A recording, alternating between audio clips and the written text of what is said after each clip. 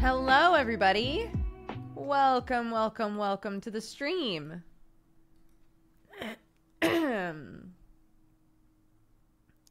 It's Sunday. Time for Saturday afternoon Dooger, aka S.A.D. Hello. Hi, everyone. I got stuck at a kid's birthday. It was a very fun birthday, to be fair, which I would rarely say. It was a very fun birthday. They had a clown there, but not like a terrifying clown, like a really sweet clown. And she had a bubble machine and a foam snow machine and played with balloons a lot. It was great. It was great. Kids were super into it. Clark came over multiple times and was like, how come only the kids are playing with this stuff? I was like, what do you mean? She was like, the grown-ups should come play with this stuff. It's awesome. I was like, I know, honey. I know. It looks awesome. I'm pretty sure it's just for the kids, though. And she was like, she kept trying to get me to come out there. And I was like, no, I'm good. I'm going to stand over here with all the sad grown-ups. There's one mom that I got along with really well, whose kid, she always has to, if it's like a group activity for the kids, she has to like sit next to her kiddo, otherwise he gets really upset. So I came over and sat down next to her, and she was like, thank you. So we were just like, I participated a little, you know. I was a big kid there. The two of us, we sat on the very edge of the kid pile and watched some magic, and it was very fun. But yeah, it was a very good party. It was a very good party. I had 0 awkward interactions with parents. Incredible. That's a record by far. Like, when you're at a party that has so many children, eventually somebody's gonna come up and be like, you can't have like good verbal rapport with everybody, right? So eventually a parent is gonna come up to you and be like, hey, and you're gonna be like, hi, how's your half-term break been? It's good. It's been good. Like, I didn't have any of those. None of those. I had good, like, succinct, nice conversations with multiple parents. It was great. I was delighted. No, not sarcastic. Not sarcastic. It was good. And then I was like, Clark, we gotta go, honey, because I'm working in like 10 minutes, dude. And she was like, but one of the other kids got 2 balloon swords. Do you think I could get 2 balloon swords? And I was like, I don't know, honey. Maybe, but we gotta go. And she was like, I'm gonna go ask for another balloon sword. And I was like, Clark. And then, you want to hear the saddest shit in the world? So it was basically like I drove home with Clark and chucked her out the window, and Sam caught her. And I got a text from him right before I started stream, and he was like, the saddest shit. I just saw literally the saddest shit in the world happened to Clark. And I was like, what? And he said, Clark ran inside to grab her 2 balloon swords. And when she came outside, she tripped and fell on both of them, and they both popped. He was like, she is inconsolable. She's been crying for a full 20 minutes. She didn't even get a chance to play with them before they popped. I was like, oh my God, that is like, imagine that you're 5 and you have a balloon sword, and then you get another balloon sword, and you're like, oh my God, when I get home, my life is going to be different, dude. And then you trip and fall on them both. Oh my God. Poor baby. My poor baby. He was like, we're just cuddling and eating ice cream. I was like, that is good. That's what should happen. right? Like, I'm like, what could be worse than that from her perspective, you know? I don't think anything worse, as far as she's concerned, has ever happened in her entire life. You know, like, that is so sad. So, my poor kiddo. The world is just shit. You know what? For real. I've been watching since co-optional. Oh my goodness. Thank you so much. I hope you're doing well. Because it's time to learn how to make balloon animals. That's literally, Sam was like, I'm buying long balloons right now. It's like, well, Dad, it's time to learn how to make a sword, dude.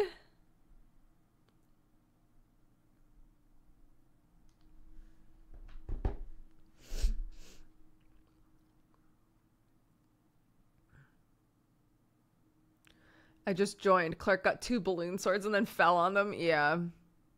She was so excited. She came home from a birthday party with 2 balloon swords and was like, Daddy, we're going to play with balloon swords. And he was like, fantastic, go get them. And she grabbed them from inside and tripped and fell on them both, and they both popped. So life is actually pain.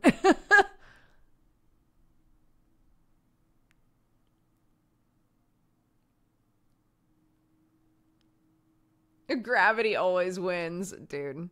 We saw the new Little Mermaid last night. And I enjoyed it. I thought they made a lot of changes that were good. Like, good changes to the story. Scuttle is the best character. If you're planning on seeing it, I just want you to know that ahead of time. Scuttle is amazing. The songs that they added, again, I'll be like spoiler free, but the songs that they added don't necessarily sound like they would have made sense in the original musical, right? Like, they don't sound quite like they're from the same thing, but they were fine. I honestly liked them. So you didn't find the realistic animals creepy? At this point, I'm so used to them. We've been using them for years now. No, I didn't find them creepy.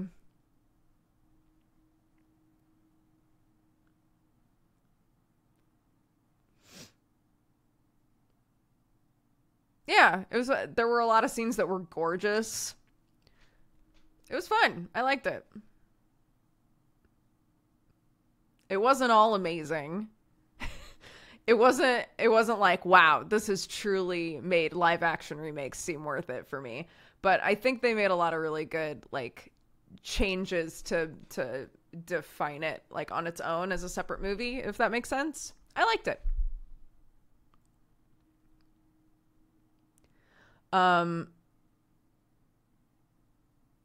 When you go to a movie with a little kid, you have to expect that they aren't going to want to sit there the whole time, right? You learn a lot of strategies. And for any of you who have little kids and you're like, yeah, I'd like to try taking my kid to a cinema soon. Here are some strats, okay? No matter how well behaved, quote, quote, quote, you think your kid is, they are not going to want to fucking sit in a cinema seat for 2 hours. Dude, they're not going to do it, okay? So here's what you do, all right? Number 1, I love trailers. I love them with my whole ass. But if I'm going to a movie with my kid, I will show up when the trailers are already playing. Why? Because if you show up too early, the trailers are going to finally start and your kid's going to be like, I'm bored. Where's the movie? What's happening? Why isn't anything going on? When does the movie start? Don't do that to yourself. Don't do that to you. Keep the excitement going, okay? Show up when the trailers are already happening. They might be like, oh, we missed, but what was that? Don't worry about it. Don't worry about it. Because a new trailer is going to start in like 5 seconds and they'll be fine, okay? Rule number 1, show up while trailers are already going. Rule number 2, if you know, generally, if when you're buying a ticket for a cinema, if you have a general idea of where the bars are, right? So sometimes like different areas of seats have like a bar in front, okay? if you know your cinema well enough to kind of like have an idea of where those are, like dividers, put yourself right in front of one of those, because your kid's gonna want to like put their feet on things and wiggle around and jump on stuff and get up and get down and get up and get down. Okay, you don't want to be stressing out about the people that are right in front of you, like, oh my god, these poor people having to deal with my kid, right? Don't worry about it. If at the cinema they have like a divider somewhere, typically like right in the front, so like ours has like a handicap or disabled seating in the front, and then a bar, and then the super saver seats, right? So it's like pretty close to the screen, but my kid can fucking dance around, lean back, lean forward, kick the bar as much as she wants, jump around, run down to a different seat, run back to me. Yes. Incredible. Do that. Because it's just a lot to ask a little kid to stay still, right? Don't go to a movie right when it comes out. Wait until you know that there's going to be some space between you and other people, and let them just live and enjoy the movie, because otherwise they're not going to enjoy it as much, because they're having to like contain their body in a seat, you know, and that's not what kids want to do. They want to get up, right? Let them get up. It's fine. With Clark, the rule is you have to stay in our row, right? Don't go forward a row. Don't go back a row. You can, if there's nobody this way, you can run back and forth as much as you want. That's totally fine. If you get scared, you can sit on one of our laps, whatever you need. But like, just, you know.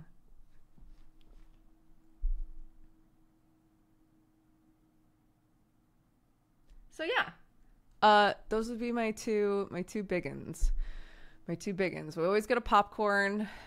And we let her pick one like other snack, and then it's water. just water. We don't need more than that. Yeah. Save yourself. Save yourself. It's only showrooms and cinemas over there. I don't know, but I would rather die. I don't want to do that. We're not ever taking her to a movie that isn't like primarily a kids movie anyway, you know. I don't want to be worried about other kids as well, you know. I would rather just wait a while until I know I can take her to the cinema and there's barely going to be anybody there, which is you know, not saying that The Little Mermaid has been out forever, but it's been out long enough that you can take your kid to like, or, you know, a kid in your life. You can take a kid to a show in the middle of the day and there aren't going to be that many people there. You can basically just be like, this is our road, dude. You know?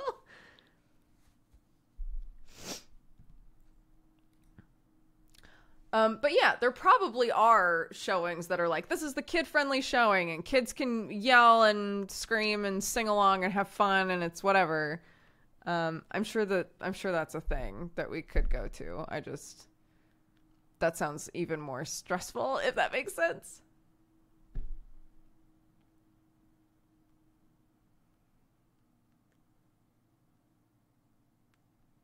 Anyway, it was fun. We had a good time.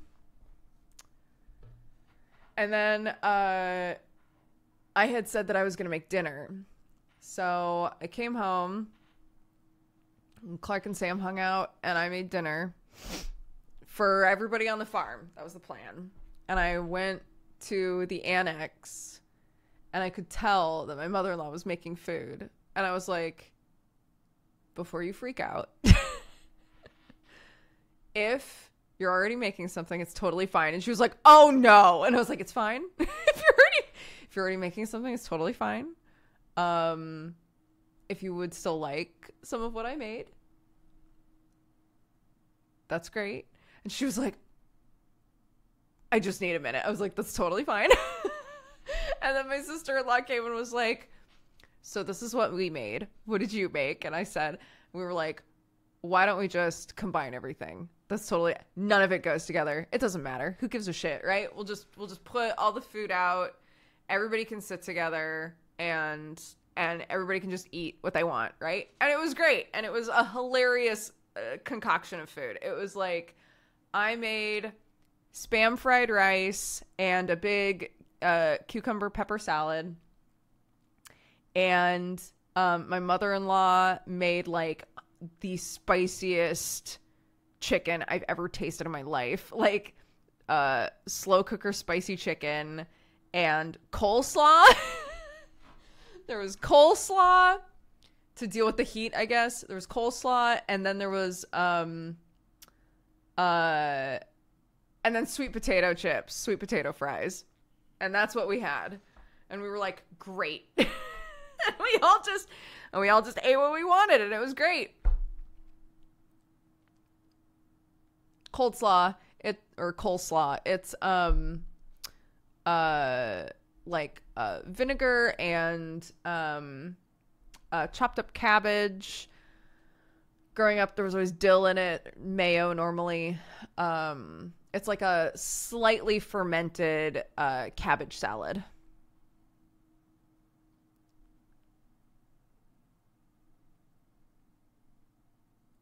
But yeah, it was great.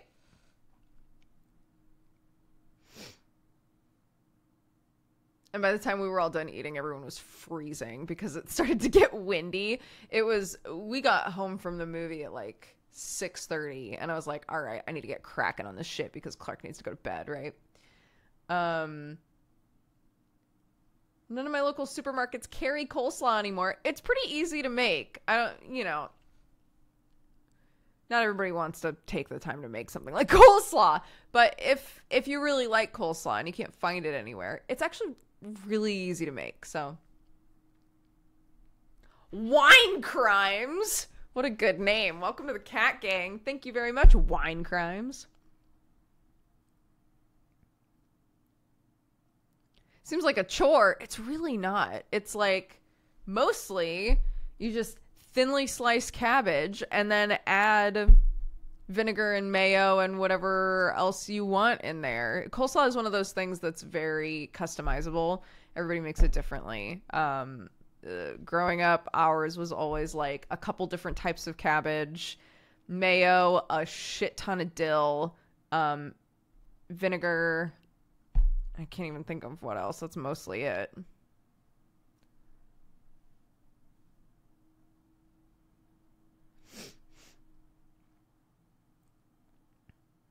Yeah. Wine Crimes.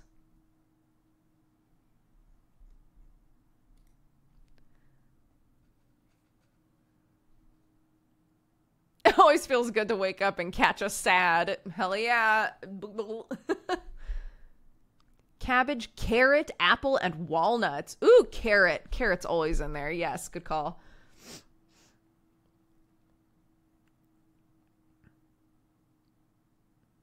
Yeah. We went through a period of time where my sister-in-law would always make it. My brother's ex-wife.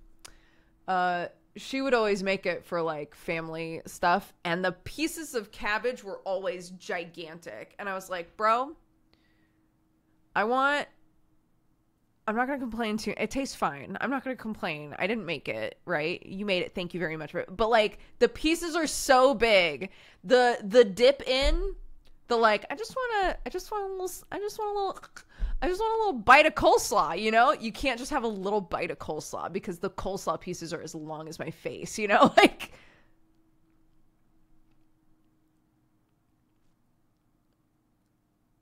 yeah, it's just to make the bits smaller, okay? I'm not trying to sound ungrateful, just like, honestly, the easiest way with cabbage, the easiest way is if you've got like a wide sieve or a wide circle, what the fuck? Grater? Thank you. If you have a wide mouth grater, that's the way. Just grate the shit.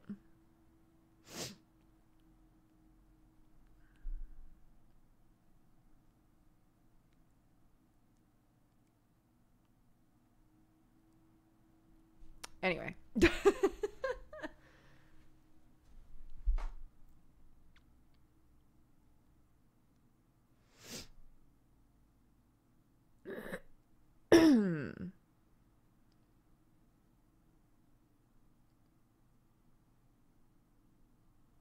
I just dice the cabbage into itty bitty pieces. That also works. I've gotten really used to using my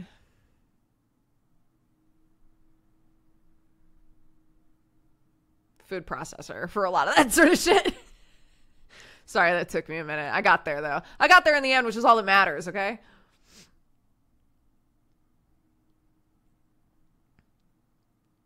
I really need to plant my tomato plants. I've got little tomato starters, and they've outgrown their bassinet, as it were, you know.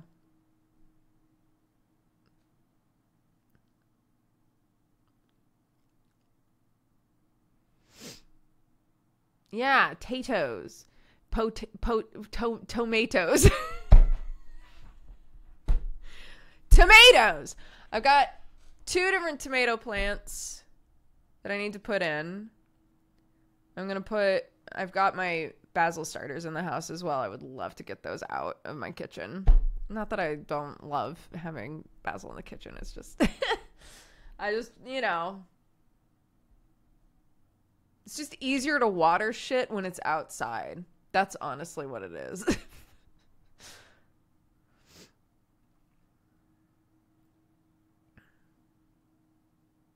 What would be the alternative for mayo in the recipe? In coleslaw? I don't know for what reason you would need to replace it, but in America, we have a product called Vegenaise, which is so good. It's so good. It's like eggless mayo, if that's what you need it to be. And there are ways to make that sort of thing too, but then it's like another extra chore to make that shit for yourself. It sounds horrible. It's great. It's great. I had only Vegenaise for a really long time. Or Vegenaise. Vegenaise might be how you pronounce it. It doesn't matter.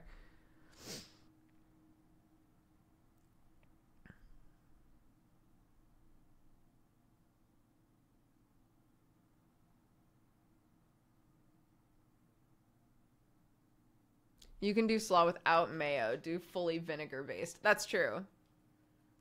Some people just do it with only the vinegar and no mayo. I prefer it with mayo. But again, this is what I'm saying. Everybody makes different coleslaw. Everybody makes different potato salad. Everybody makes different lasagna, right? Like everybody's got their own thing.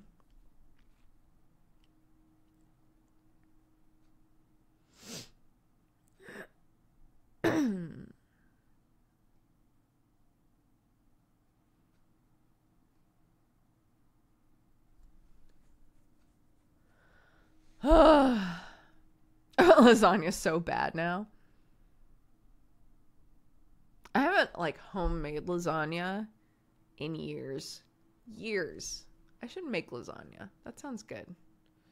What is happening here? Who's this guy? No, come back. Hello? Who is this guy? There we go. I think he's gone.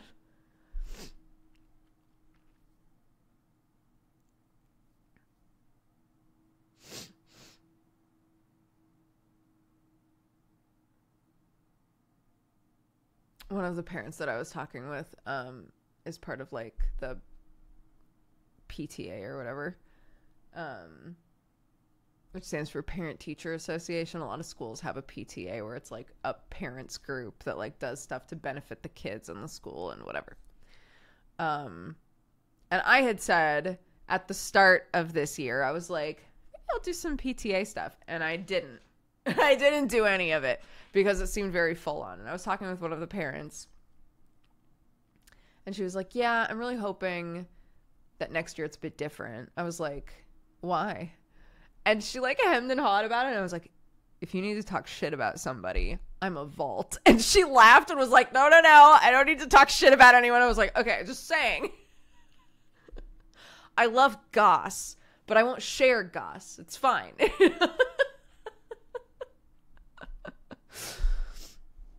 But she was saying that like they've run into like that exact issue where it's like a bunch of parents at the start were like, I would love to do this. And then it wound up being like a second job, you know? And so they didn't really have a whole lot of people. And that made the issue worse, where it was like, well, if you don't run the stall for this thing, then who's going to? We only have so many people, right? And it got like even worse for the people that were involved. So she was like, I'm really hoping next year we can make it feel a bit more just chill, you know, so that people actually want to participate instead of it feeling really full on. And I was like, yeah, I mean, I'd still love to do stuff. It's just, you know. So I'm probably going to help out. I guess they do like there's like a summer thing for the kids right before they go on break. So she was like, if you want to do something for it, for the summer event, for the kids, if you want to like do a shift, let me know. It would be very helpful. I was like, yeah, I can do that. Just bullshit with kids for an hour. I can do that. Just give me a random booth. Be like, you paint faces now. I'll be like, nice. All right. Yep. I guess I do. It sounds like a typical PTA. Yeah, I imagine a lot of PTAs are like that.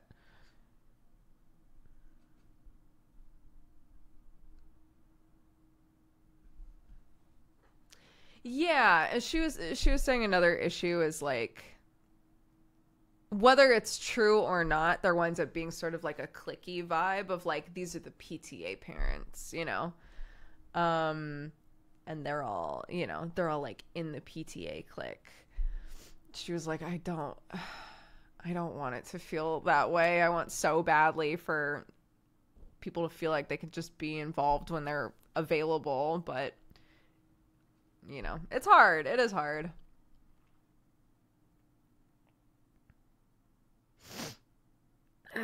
Hello, good morning or afternoon or evening or whatever for you.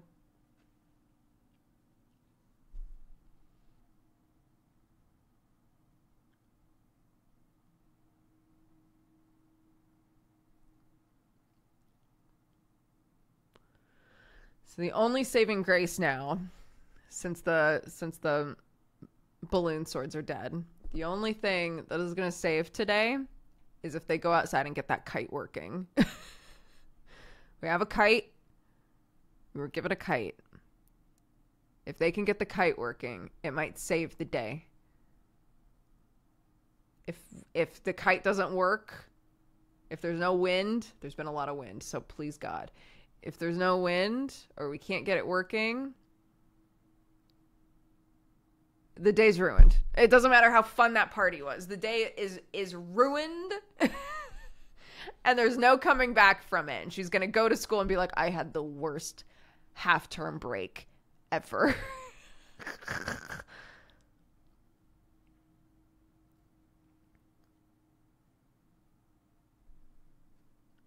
Oh my God, that was the other thing. A couple of the parents I talked to were like, yeah, you know, we went into London for a full day and we went camping for a couple of days and, you know, we went and visited so-and-so in Scotland. And and then they'd be like, what did you do for half-term break? And be like, nothing. We did a lot of weird craft projects and saw The Little Mermaid. And that's about it. Which, you know what, I think is fine.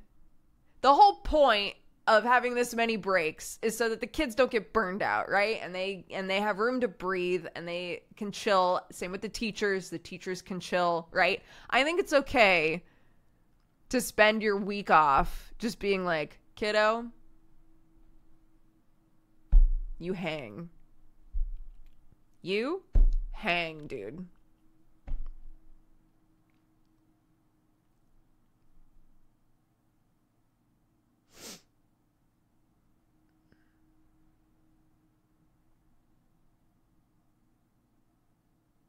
Yeah.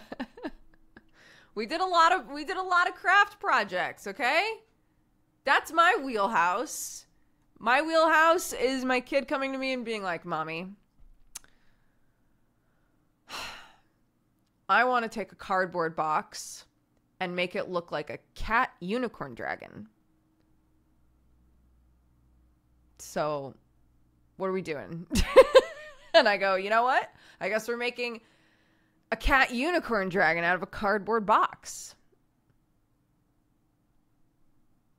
That's what I can do that. That's my wheelhouse, you know?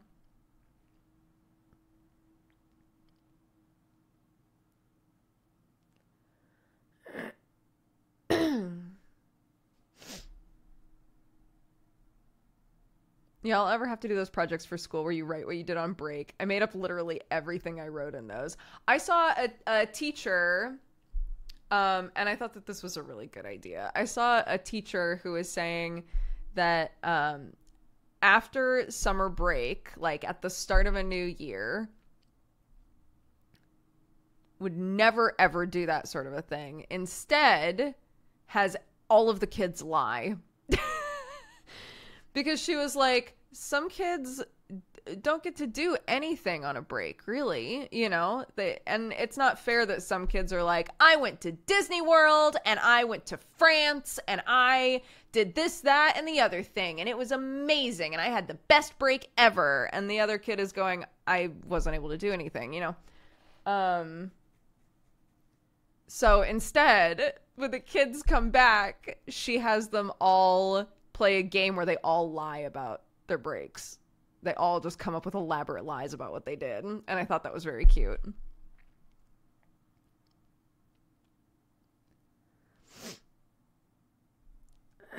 Yeah, it's fun, right?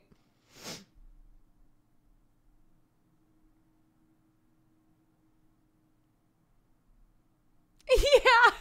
Yeah, we were talking about that because one of the parents was like, yeah, we took our kid on the London Eye, and you know, the London Eye is long. It's really long and it's slow. And our kid was bored about 5 minutes into that.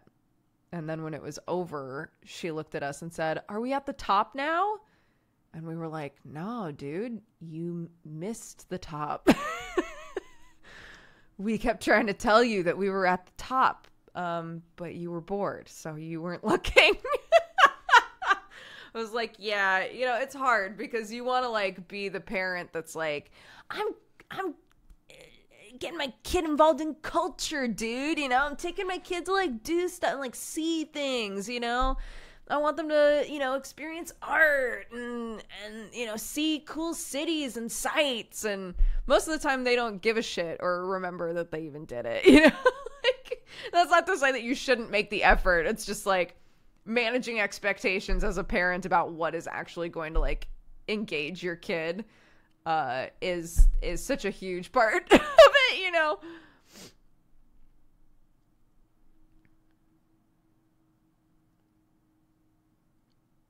I love when Clark shows like an interest in a thing that I wasn't expecting her to. That's awesome. But you know, most of the time things are cool for a couple of minutes and that's all the time mentally that she has for it, you know.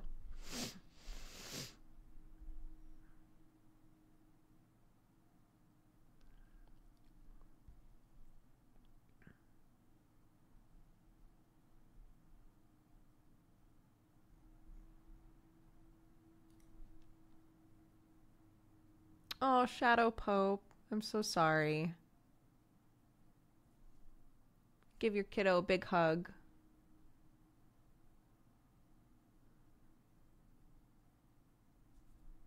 Not been around lately, time differences, but I hope everything for you and your family and cats have been okay. Thank you. Yeah, we've been doing all right. The back and forth of we're currently renting this house as well as having the farm, right?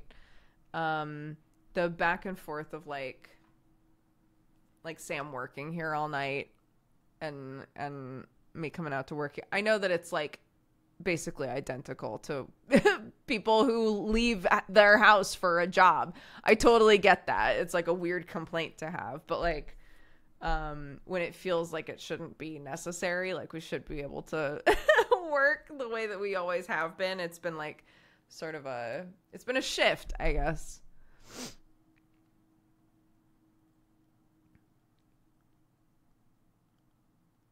I miss seeing the cats. Yeah, they're doing good. The cats are doing good. They hate all of the other animals on the property. So they're really not used to there being a bunch of dogs and cats and ferrets and shit outside. They're fine with the chickens. They're very used to the chickens. But like I said, the sound that Sherlock makes when he sees Frank, the Maine Coon, is ungodly. It is the most guttural, get off my lawn sound I've ever heard him make, ever. He's actually pretty all right with the dogs. The dogs, like, run into our house all the time. And then we're always like, Annie, get out of the house! But Annie's obsessed with Sherlock. Annie is like a tiny little Dachshund mix. And she's obsessed with him, like wants to play with him so bad, and he's like, please leave me alone. Please leave me alone, Annie. We're not friends. You're a dog and I hate dogs. Please leave me alone. And she's like, no, but you're another I called her a Coco the other day. She's like, but you're another animal and other animals are so fun and we could play so many games together.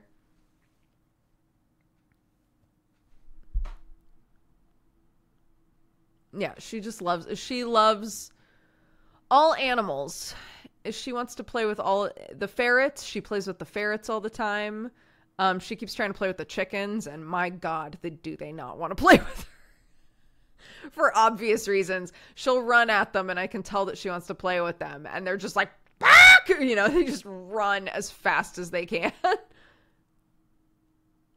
And then she comes back over and looks at us like, what did I do? Why did they run away? Well, Annie, they don't know what the fuck to do with you, honey. I'm sure they'll get used to you, but they don't...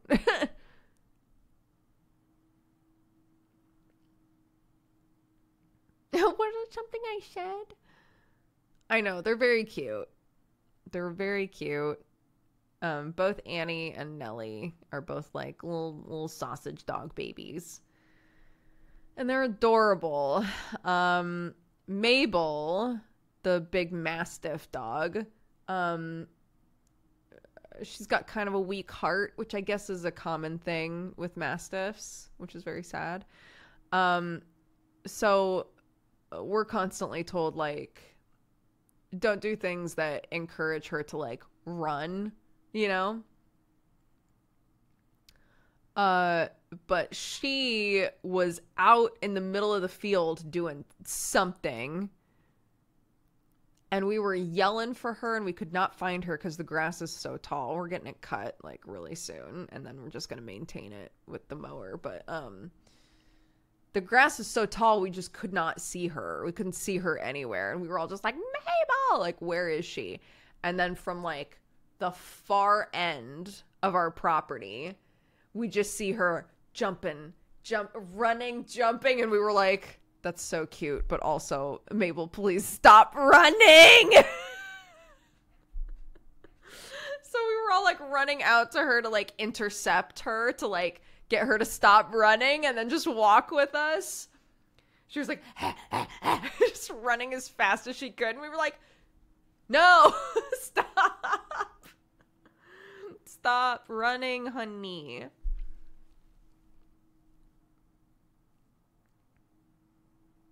I've missed a few streams. These animals came with your farm, or are they neighborhood critters? Neither. Our home is, I keep using the term multi-generational. I think that's honestly the best way to put it. We basically, on our property, have our animals, my mother and father-in-law's animals, and my sister-in-law's animals, because currently all of us live on the property. Maybe forever all of us will live on the property. So the dogs belong to my mother and father-in-law. The cat and a bunch of lizards and the ferrets and the tortoises, we also have tortoises, all belong to my sister-in-law. And then the chickens and Sherlock and Watson obviously belong to us. But they're all sort of having to learn who each other is. Our cats are indoor cats. We've let them sort of sunbathe on the porch a couple of times because they don't go beyond that. They just sit in the sun on the porch. But if any of the other animals approach them, they're like, no, nope. They just go inside. We don't all live in the same house. I think that's a good thing to specify. So Sam, Clarky, and I all live in like the main house. There's an annex that my mother and father-in-law live in. And then my sister-in-law is still trying to figure out what she's going to do. But she's looking into like affordable like lodge sort of options or like tiny homes that could be put on the property. So yeah, we're not all living under the same roof. We could, and it would probably be fine, but we don't.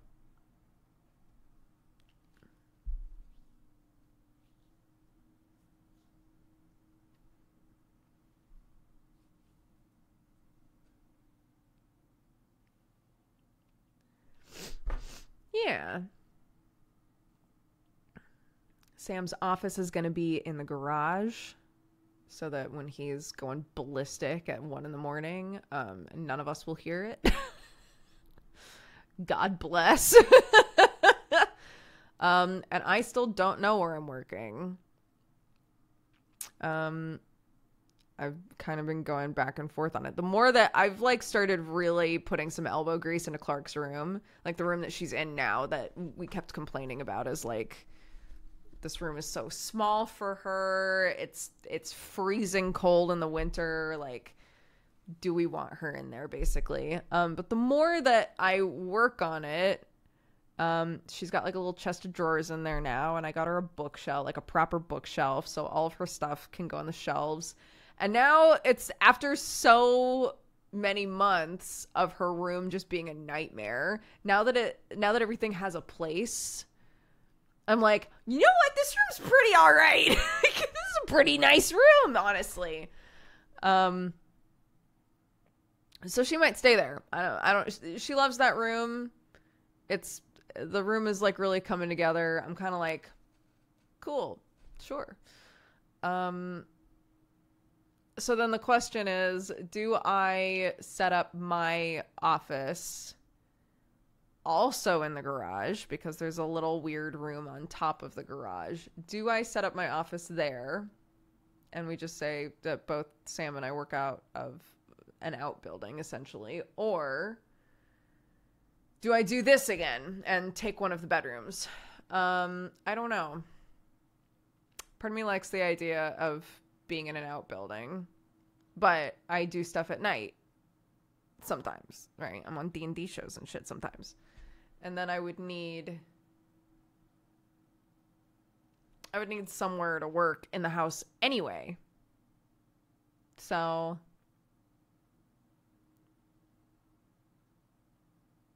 Clark is 5.